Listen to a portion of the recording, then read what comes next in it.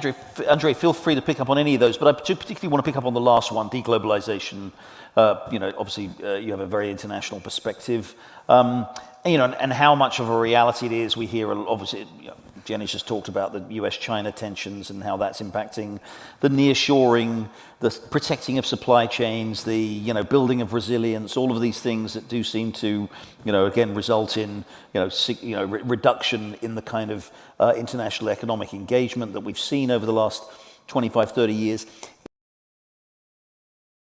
How much is it going to continue? And obviously the $64,000 question: how do you prepare for this from an investing perspective?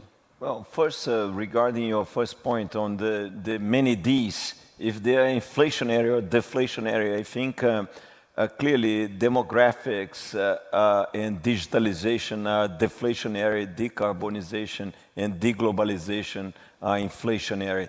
On a net basis, I think we are kind of neutral on that, given the amazing gains that AI will bring to us. And even with all the required investments in digital infrastructure, data centers, fibers, and so on.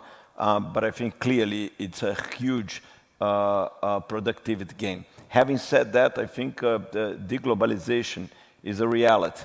Again, 18 months from today, if we are here discussing, we were afraid of moving to a divisive world.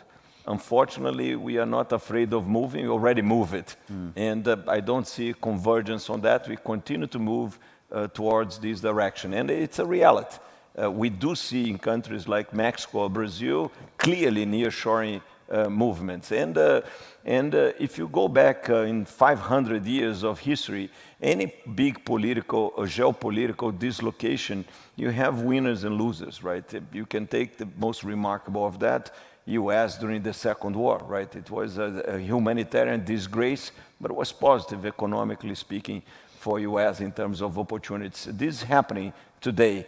On a net basis, deglobalization is bad for global productivity, clearly an inflationary force, but it's also bringing opportunities for different regions. And you asked me about Latin America, and clearly countries like Brazil or Mexico are benefiting from this trend, both on the nearshoring terms, but also in accepting investments that otherwise wouldn't be made on that region. I'll give you an example.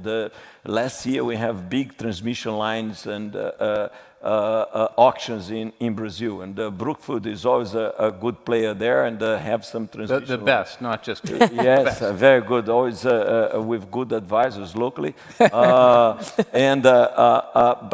Chinese companies were big players in these auctions, big FDI announcement. Yeah. Like $5 billion was the last round in November of last year. But if you are a Chinese infrastructure company and you want to invest $5 billion abroad, you cannot do that in US. You cannot do that in Europe. You cannot do that in Australia. You cannot do that in Canada. Maybe in India.